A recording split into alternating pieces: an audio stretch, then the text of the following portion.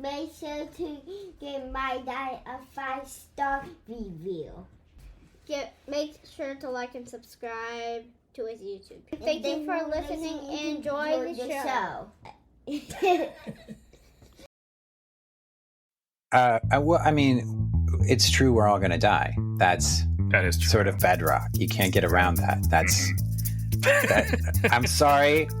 You're mortal. I'm mortal. We're all mortal.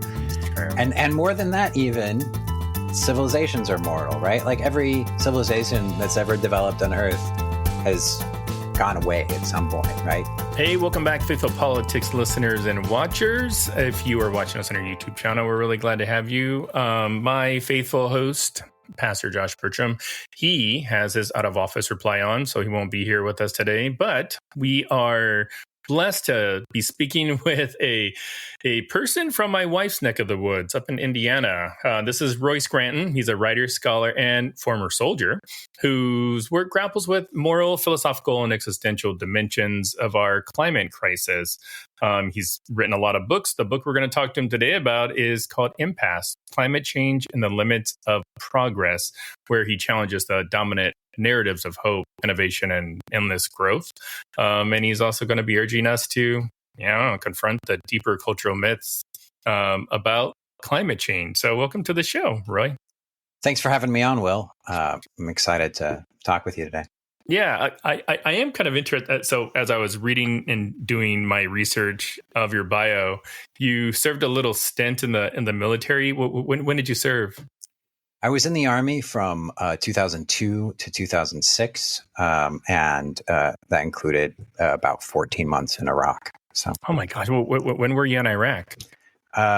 2003 to 2004. So it was around May 2003 until about June 2004. So right after the invasion, we were the follow-on. I was in the field artillery unit in the 1st Armored Division. We were in the follow-on to the invasion, and then security and stability operations, or some military acronym.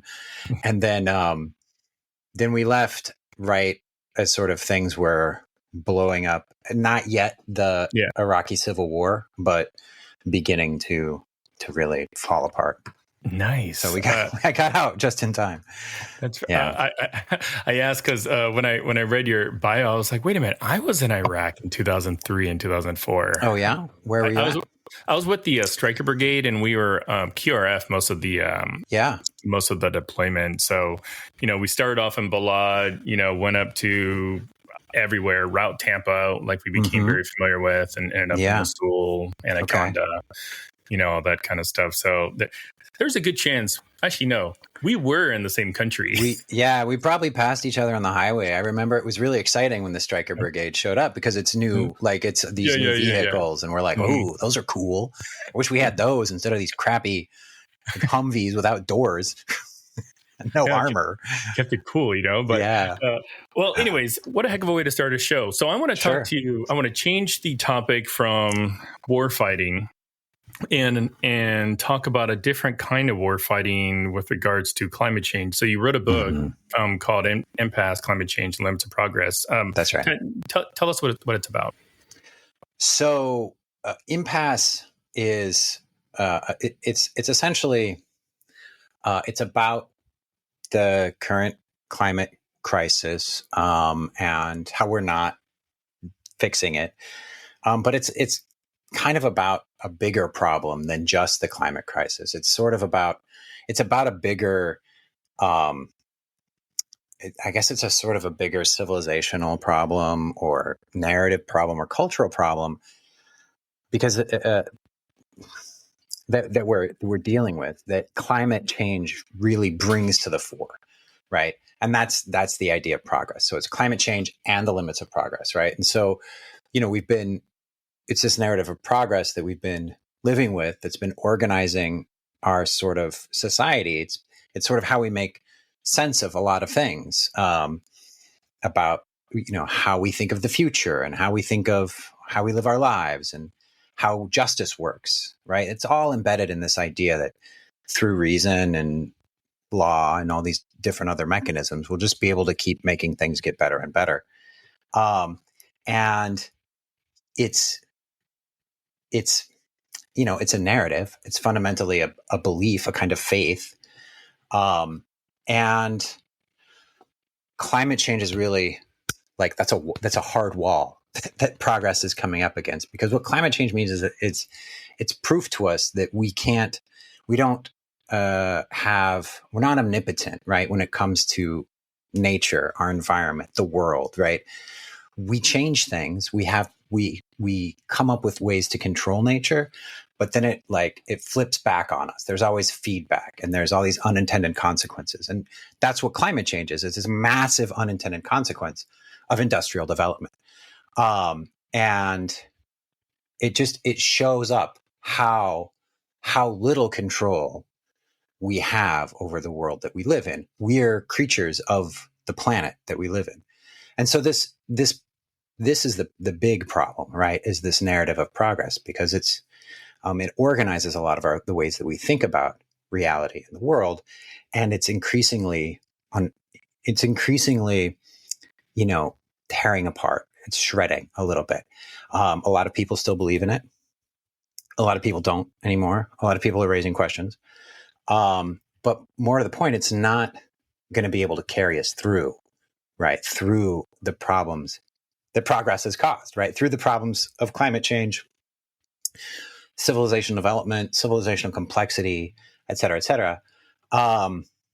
It's that narrative of progress isn't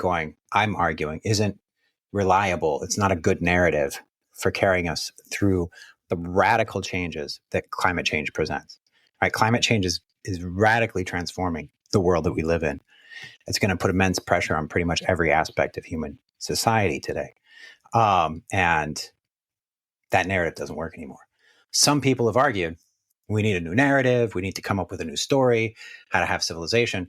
And this is the other half of the book, I guess, is that I don't really think we're capable of doing that, right? That seems just like another sort of progressivist conceit, right? Like it's just a problem that we need to solve, right? As to figure out the big story that we all live in. And that's not how this works, right? The big civilizational narratives that different societies have lived within over time, they're not like, it's not like some professor wrote it at their desk, right?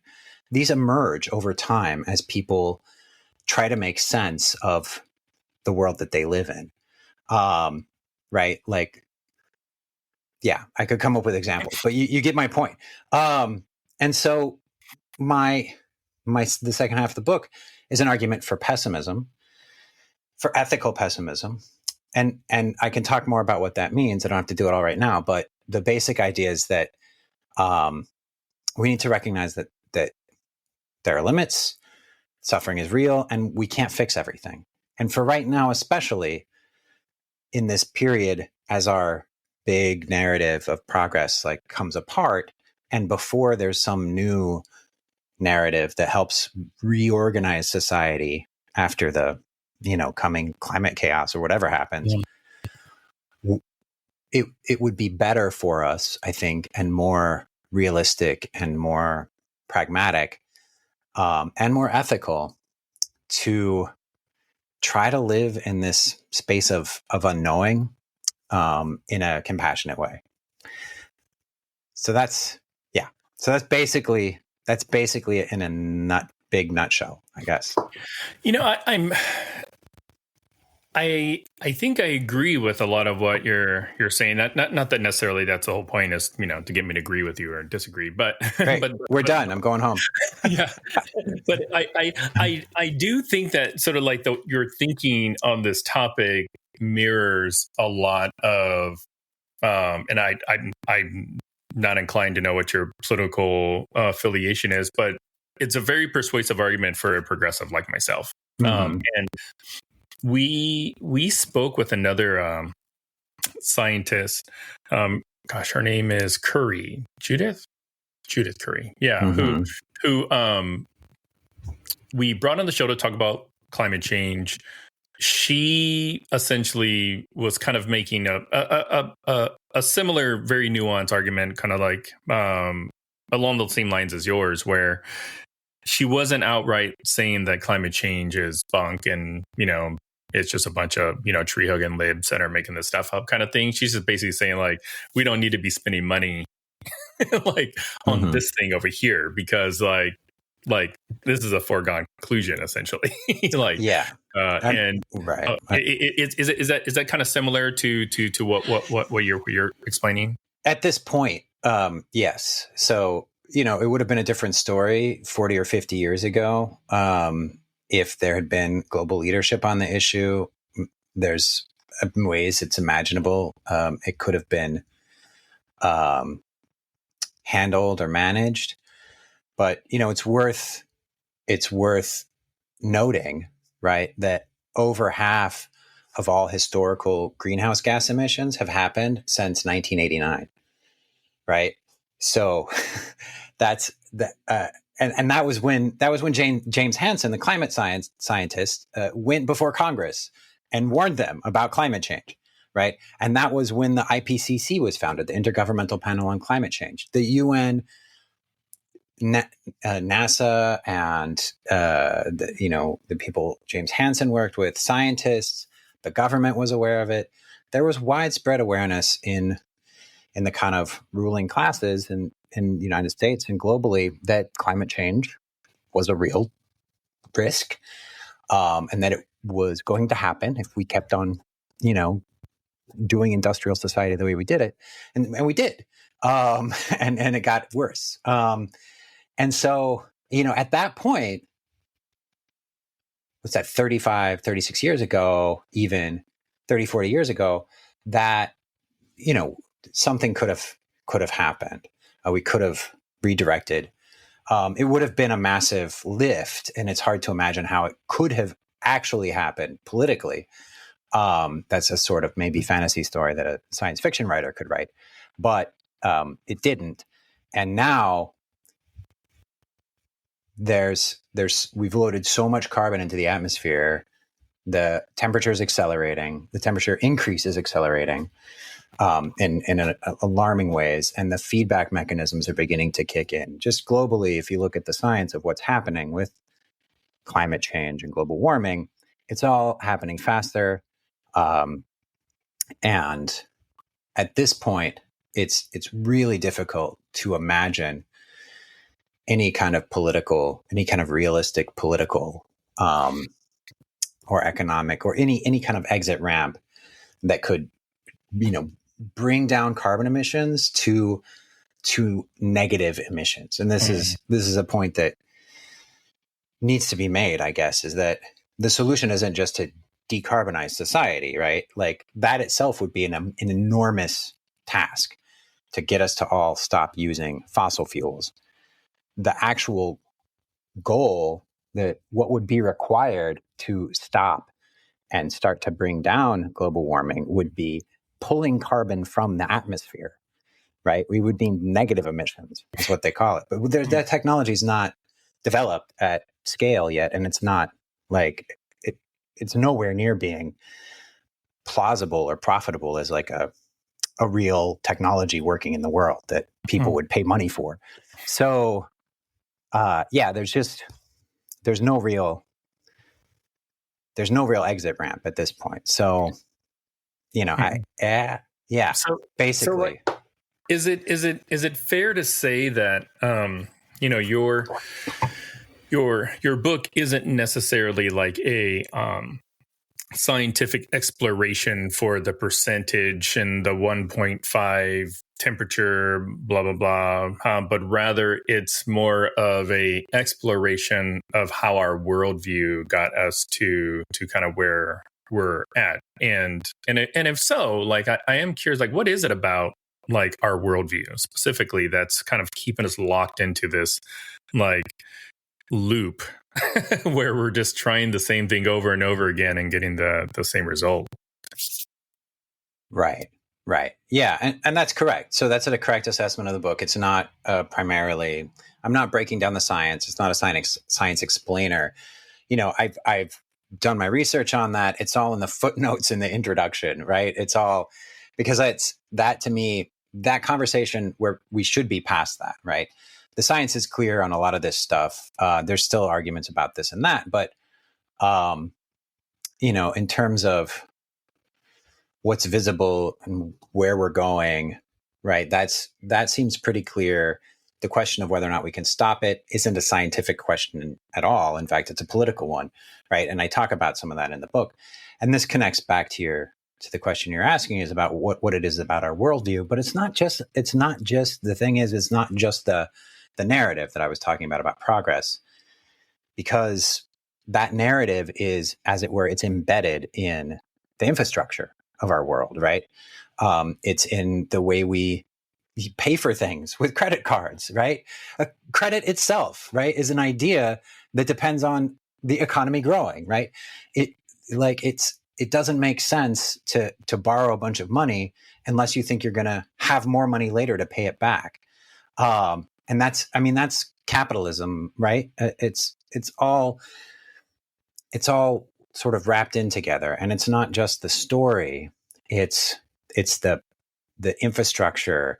It's the structures of civilization that we live within that keep pushing us this way. And it's also, I guess, two other things. One is,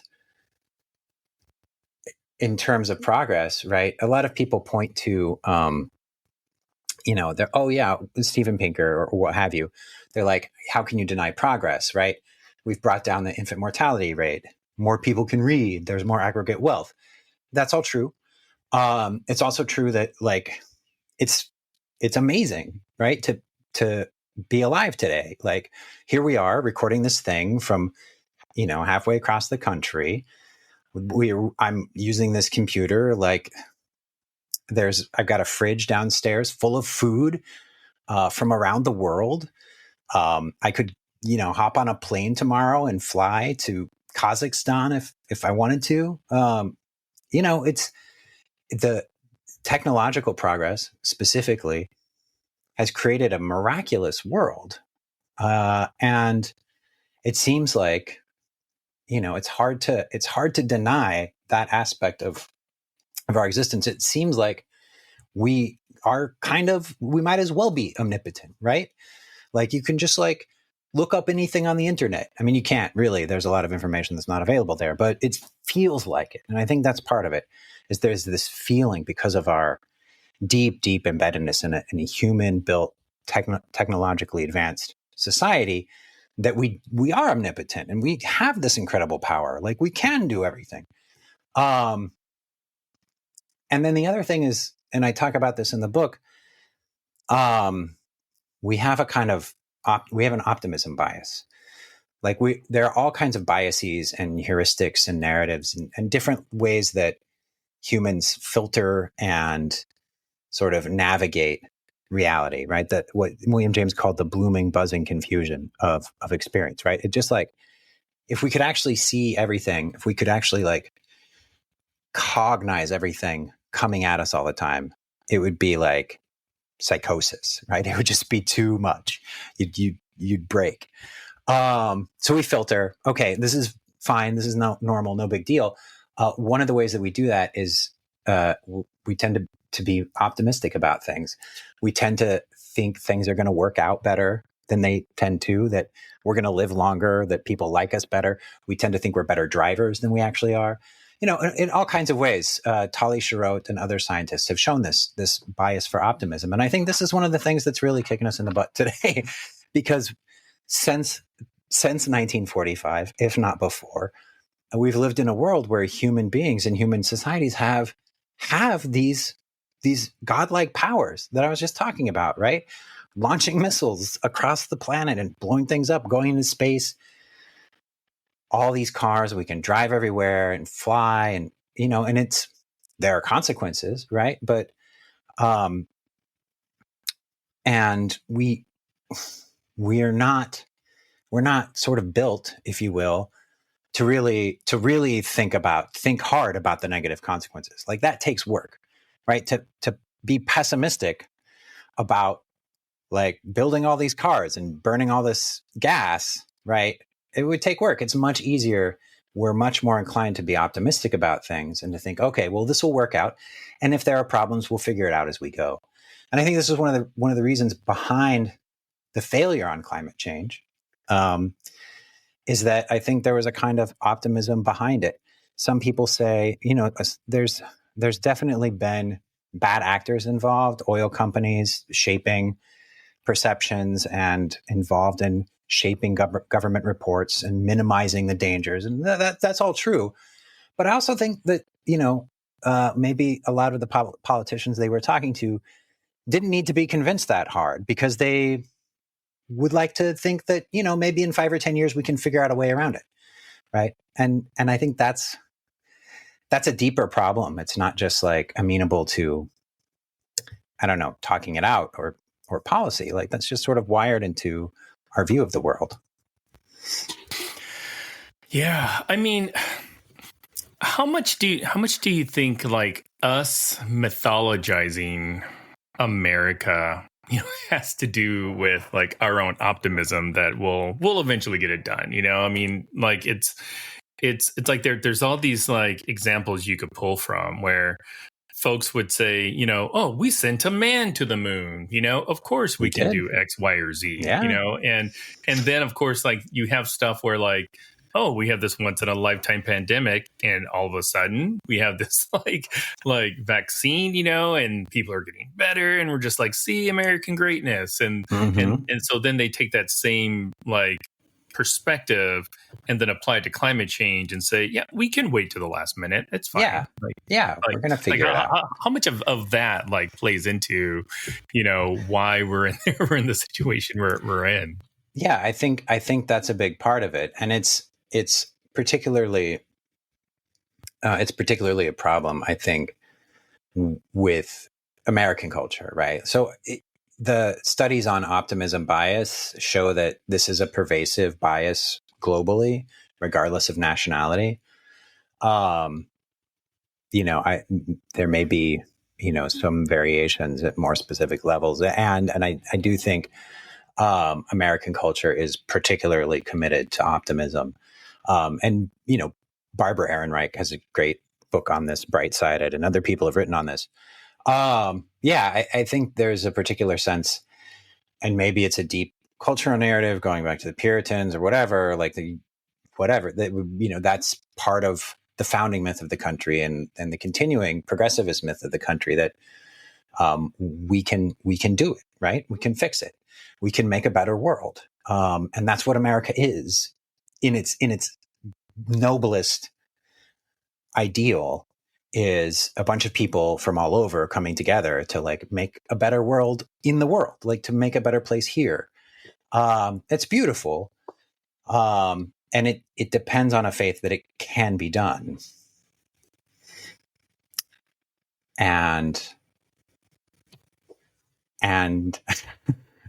it's also, and it's also, I mean, it's not, like, there's a question, right? Like, so can we? Yeah. Yeah. I mean, like a Greta Thunberg, I mean, icon, kind of darling of the left. I mean, I respect her hustle. And her commitment. Mm-hmm. Yeah, she's been very brave. Mm-hmm. But like, is she really doing anything that's going to help the environment? Yeah, no. No. Yeah. She tried. She made an effort, but like, it's not really doing anything. Yeah. Yeah, I mean, yeah.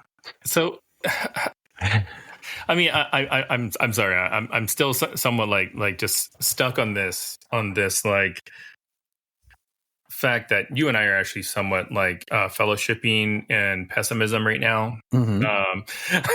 So, but it's like your entire book isn't just like a doom and gloom, though, right? Like, is it like there has to be, and maybe this is my own sort of hopeful intuitions that are coming out. Like this can't all be doom and gloom. There has to be some structure, some thought process, some, something that we can do. Is there, or are we basically just all going to die? Well, I mean, it's true. We're all going to die. That is true. Sort of bedrock. You can't get around that. That's that. I'm sorry. You're mortal. I'm mortal. We're all mortal. It's true. And more than that, even civilizations are mortal, right? Like every civilization that's ever developed on Earth has gone away at some point, right? Sometimes it happens slowly. Sometimes it happened quickly. But like the Roman Empire still does not exist as the Roman Empire, or the Mayans, right? It just like, this is what happens. Change is the only constant, and death is part of life. And there's no way around that. And I don't think that's doom and gloom.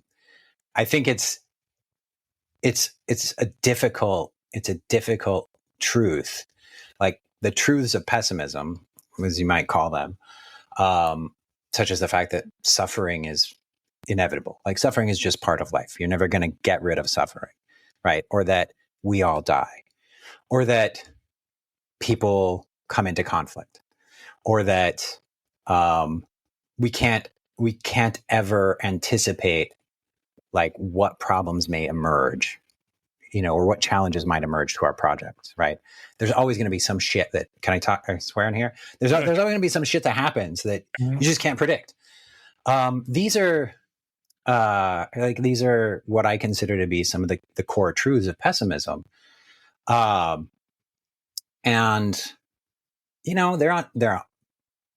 they're difficult, they're unpleasant. Sometimes they take a while to learn. But I don't think they mean that you should, that they imply that you should end your life or curl up and give up or any of that. They're just like, these are just the conditions under which we operate, right? Like we can still find joy. We can still build meaningful lives together.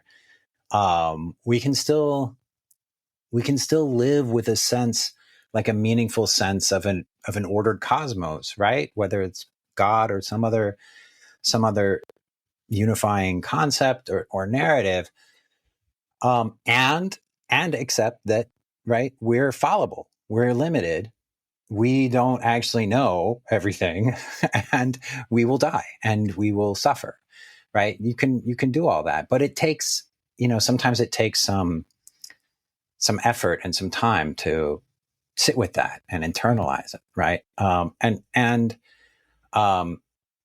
This is an important thing to do that I think we often don't do in this society. We often have a tendency to distraction and to reject the suffering, or to try to rationalize a way out of it, or figure out a way that it's, we can solve it or something. Problems and maybe this is because of the optimism in the country or whatever, like we want to believe that these things can be fixed, right, in time. They're literally Silicon Valley billionaires who are trying to solve death. Like that seems like a mental health issue to me. Like, but yeah. And so for me, pessimism isn't, it's at a certain level, it is a giving up. It's a giving up of a sense of omnipotence, or it's giving up it's a giving up, really, it's a giving up of unrealistic goals, right? And doing a kind of revision or thinking and returning to, what can I actually do with my life? Like, what can I actually get done? How can I actually like affect things in a real way? Instead of trying to save the world, a la Greta Thunberg, noble young woman, courageous. Instead of trying to do that, which is beyond the capacity of any single human being, and beyond maybe all of us, right? Save the world. The world's a big place. What can you do? It's deflationary and it's humbling, right? But like, what can you actually put your hands on and make better, or, make less bad? And that's the that's the sort of effort, the argument, the hopeful part, if you will, is that we can live a meaningful life, and we can live compassionately, and we can do things, we can live ethically in a time of total chaos and catastrophe, by sort of reining in our idealism, reining in our overcompensation, reining in our optimism, and bringing it back home, bringing it back to what we can do around us. And like working with the people that we live with, right? Like working with the people around us, instead of being like, no, we have to have the perfect people and all the other people are evil. Like recognizing that everybody's flawed, everybody's suffering. We're all in this mess together. What do we do now? Right. Yeah, it's I think the thing that's really difficult is because, I'm wired to probably be an optimist. I don't know, maybe most people are. And also I'm one of those like those liberal optimists that dreams of a like techno-utopia that you talk about in the book. Like that's me okay. Right there. Yeah. so like I'm having a hard time, but I have been reading a lot of Jonathan Haidt's work on moral foundations, and his elephant rider, press secretary, president metaphor. For those that haven't read it, basically like your elephant is your intuition and your rider is like your reasoning, and or your press secretary is your reasoning, and the president is the rider. The big idea is that your reasoning's job is to basically tell your intuition, your elephant, that they're beautiful and they're right all the time. So like, right. Like me as a person that is driven by intuition, like I will hear a message, be like, yeah, that sucks. The, planet is burning up and going to hell. And like, my reasoning is like, yeah, that's right. And it's your job to do everything you can to fix it. So like that just seems like a very hard, hill to climb, at least for me. And I'm sure I'm not alone. And I'm sure that you're probably having discussions with people that are telling you that this is kind of hard, because like I really do care about the world and I do care about the environment, and but like, should I not care? I mean, I'm all for like throwing something I used to care about away so I can fill it with something else, or spread my care more evenly. But yeah, I'm just having a hard time. And for others that are listening to this, maybe having the same kind of feelings, like what would you tell them? It's hard. Like I would acknowledge that and say, yes, it's hard. And my first book, several books back, Learning to Die in the Anthropocene, is sort of more about this in some ways. But with this book, Impasse, it starts not with the science and all that stuff. It starts with a story about going to Chaco Canyon with my daughter and my wife, and thinking about like being in this incredible place where these brilliant, driven, incredible people built this civilizational structure, right? They built this city in the middle of the desert, in a desert, right? And they figured out how to build it to like take advantage of the sporadic rainfall and like ambient temperature shifts and the water under the ground. And like, it's just an incredible achievement it's like more than 1,000 years old. And then it collapsed, right? Then it fell apart, and they a bunch of people moved somewhere else, and there was a bunch of fighting. They don't really know what happened. And then that story feeds right into COVID, right? The COVID pandemic.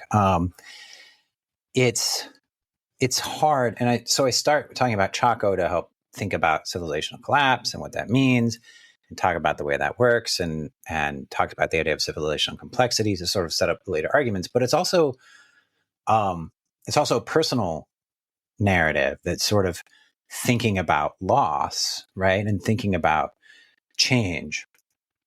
And, there's a lot of different, I've written a lot of different things about climate change over the years, but there's no getting around the grief, right?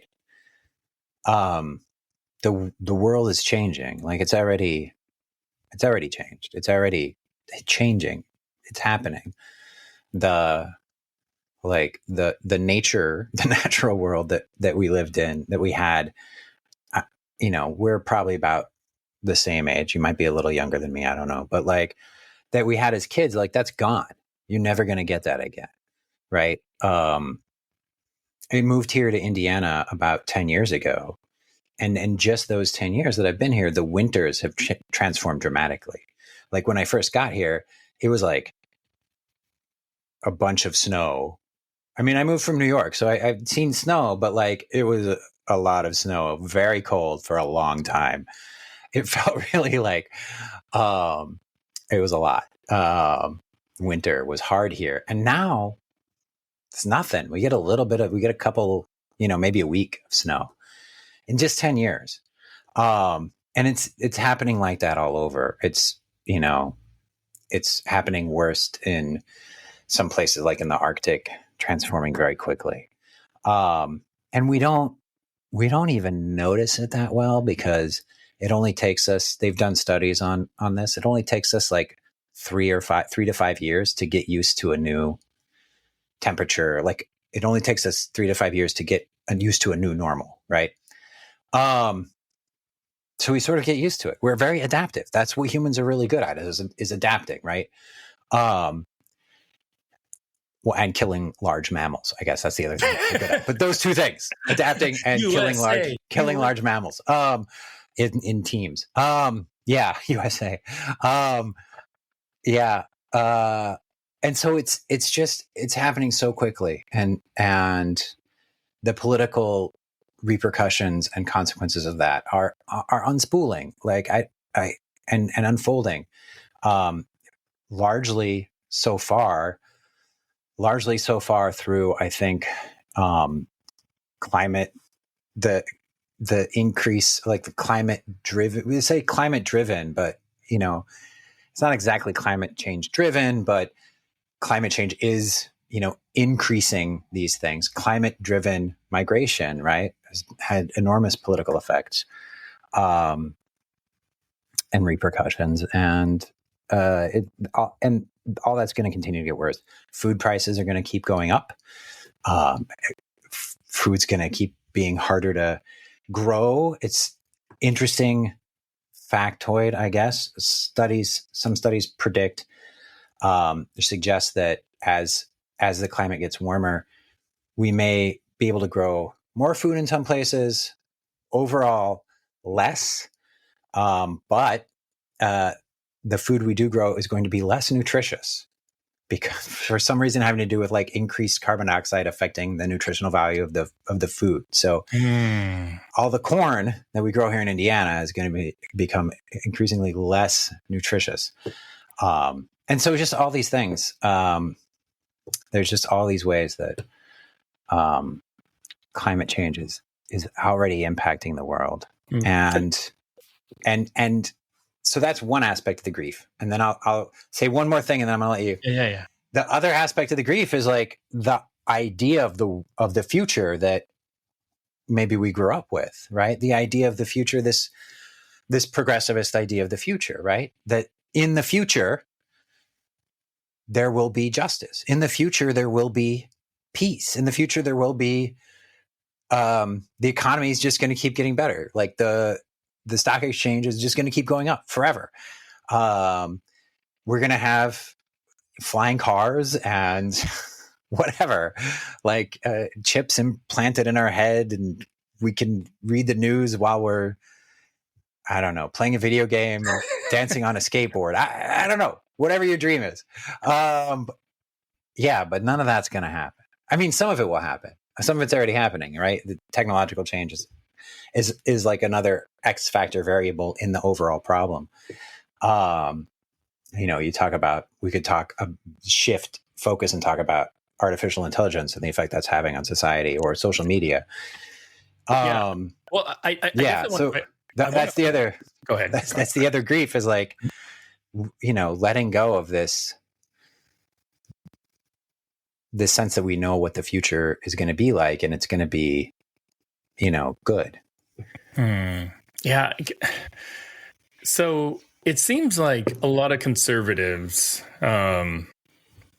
maybe for completely different reasons than the ones that we're discussing, seem to have like captured this vision, right? Like, there was, a big bill that passed that took out a bunch of subsidies for, quote unquote green stuff.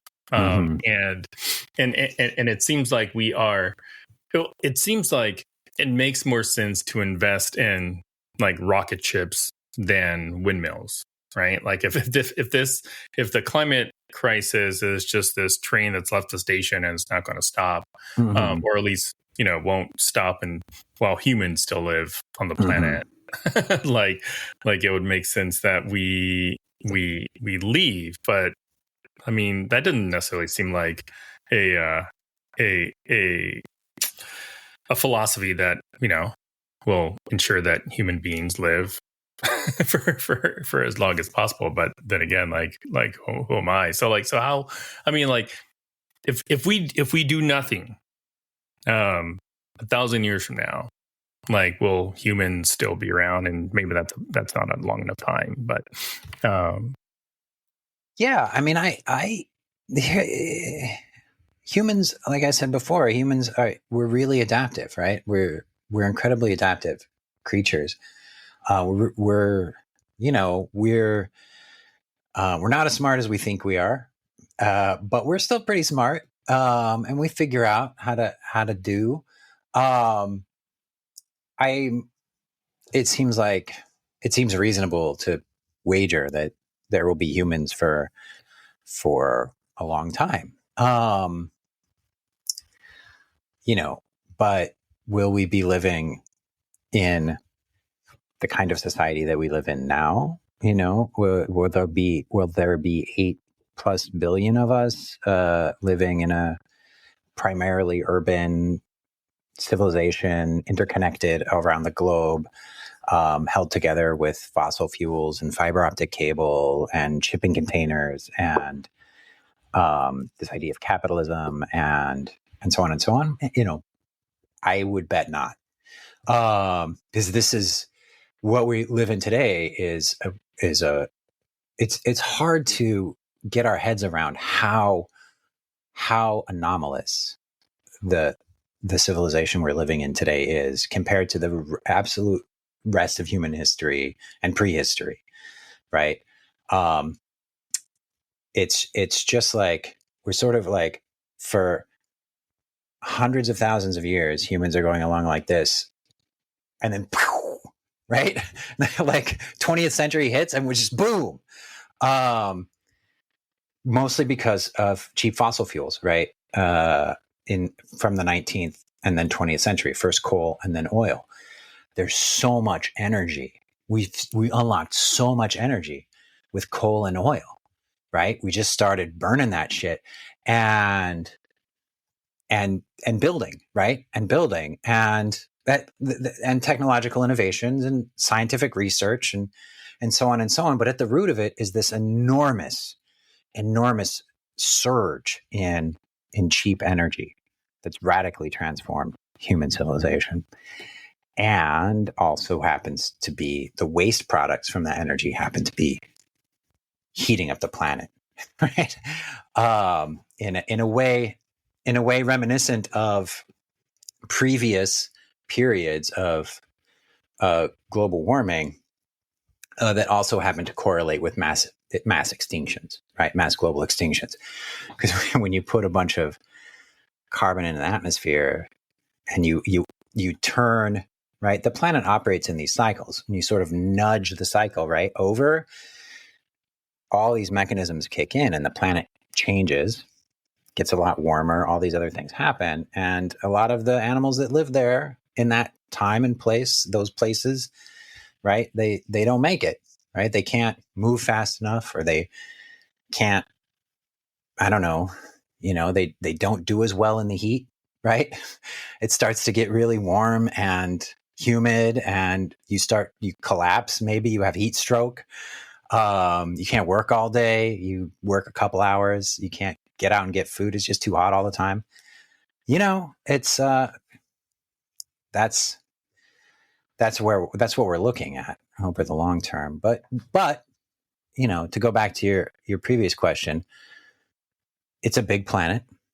Humans are adaptive and tenacious, and yeah, sure, I suspect that there will continue to be humans, but the thing that happened from like approximately the Industrial Revolution to the present, that is, I'm guessing, who knows, but I'm guessing that was a one-time deal, and I think we're hitting the point, like we're seeing it start to like come apart.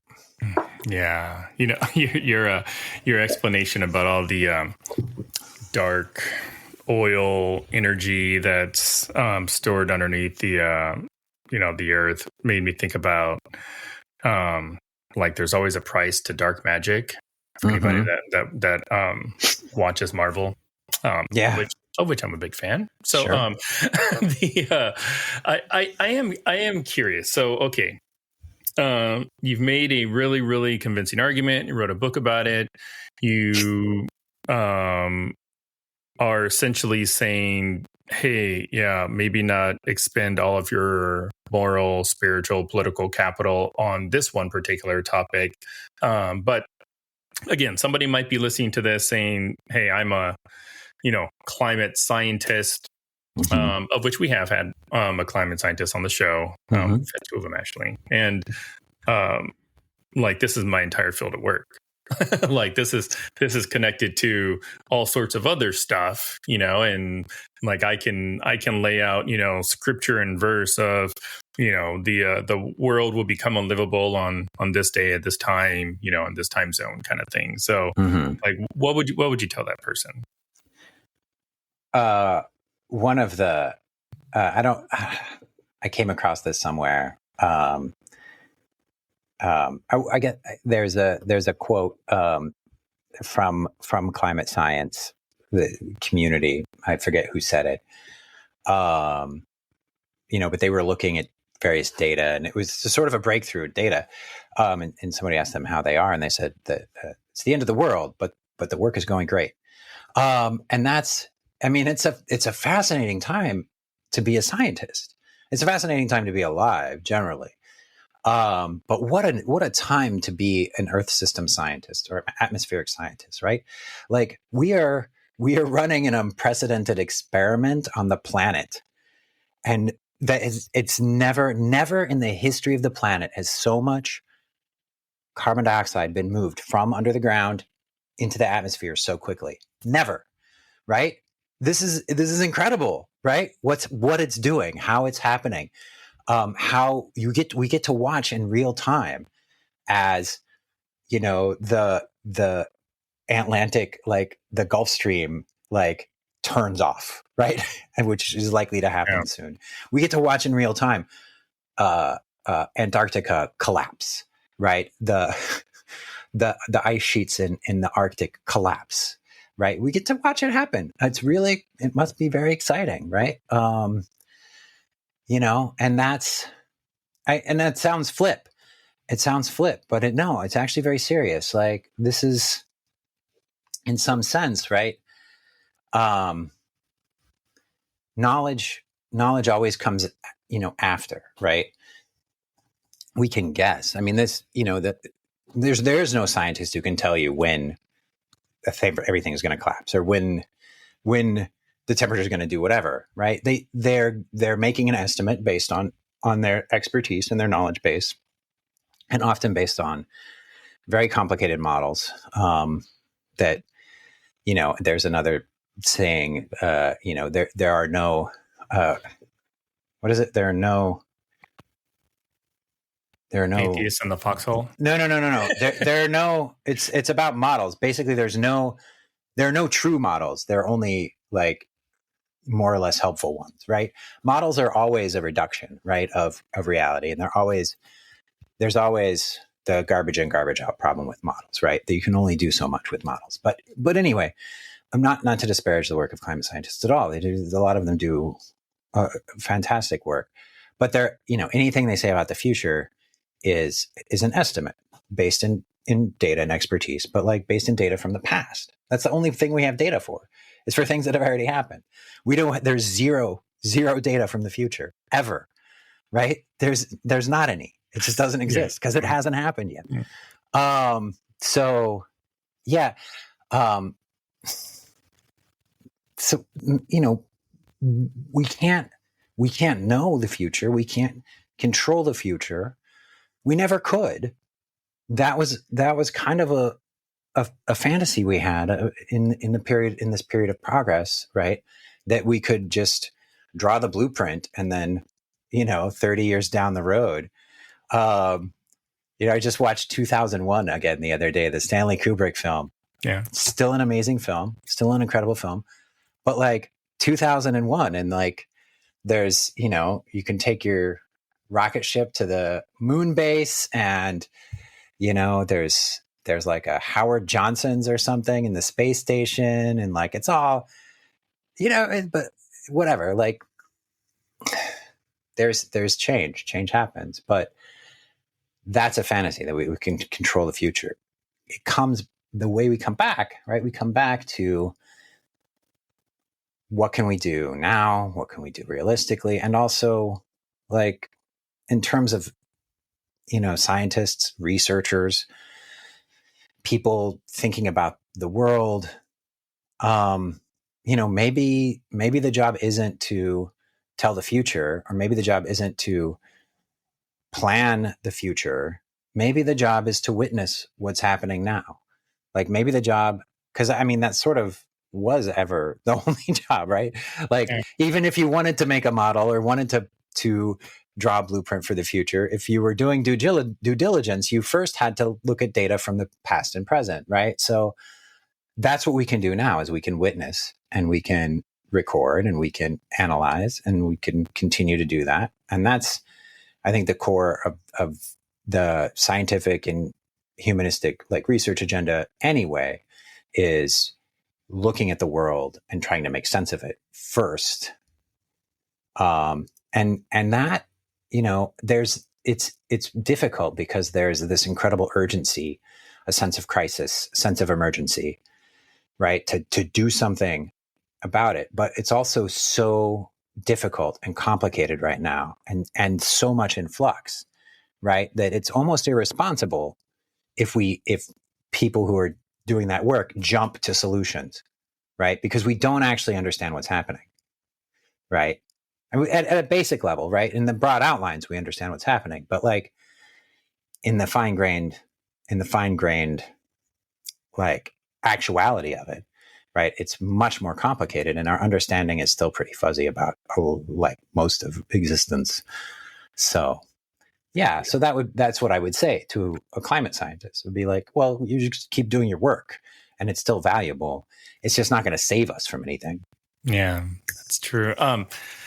So I've got one more question, but before I ask you, where can people get your book, or do you have a preferred, book selling? My preference would be that they go to their local bookstore if they have one. But no, most of us don't. Yeah. We can help fund Bezos' next wedding. They could. They're so pessimistic. Don't you think this is going to last forever? Come on. Let's have a little optimism here for poor Jeff. You can buy it from the Stanford University Press website, or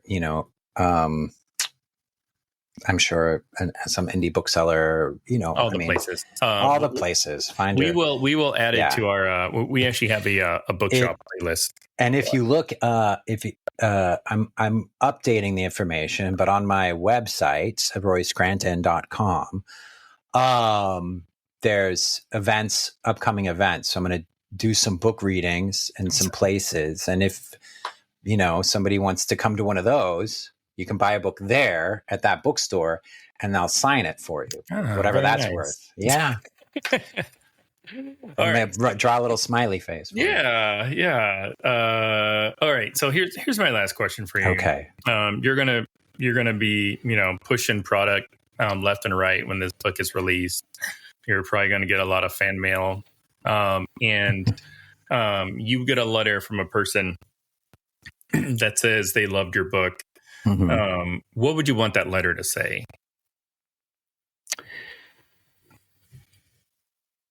I guess, okay, I have an answer. I didn't think I had an answer for that, but I do. My hope would be, I'll be honest, I didn't write this book to persuade anybody. If you're committed to an optimistic, progressive future where, we're sending rockets to Mars and we're building utopian cities and everything's going to be great, there's little in the book that's going to persuade you otherwise. And it's also not a book directed at climate deniers or anything like that. It's, but what I hope it might be able to do is, for a lot of people out there, I think they look around and they think this is messed up and it doesn't look like things are getting better. And why, and I feel terrible because I feel like I'm responsible and I feel like I need to be doing something and I feel like it's my fault and I feel like there has to be some way we can make things better. And I hope they read my book and feel liberated from that. But first, it'll make them depressed because they'll if they engage with the book, it's a depressing book in a lot of ways. They'll face this sort of, oh, well, maybe not. But you know what? That's okay. That's okay that we can't save the world. That's okay that we can't be saved. We won't be saved. We're all doomed. We've all always been doomed. And that's fine. That's just life. That's just what life is, right? You're born and you're born to die. And then what do you do with the time in between, right? So then my hope is that that they find that a relief in some way, that they're no longer anxious about the fate of the world, but instead turn their energies toward actually doing something concrete that can help somebody or, make something better somewhere or do some reparative work somewhere, that actually has an effect. That would be the ideal. Awesome. Yeah. Well, thank you so much, Roy, for coming on our show and telling us about your book and letting us kind of come to grips with it. It's a tough subject for sure. One that I know I'll be wrestling with even after this interview. So really appreciate you spending some time with us today. Thanks for having me on, Will. And I really appreciate the careful read you gave the book and the thoughtful conversation. It's been a pleasant afternoon.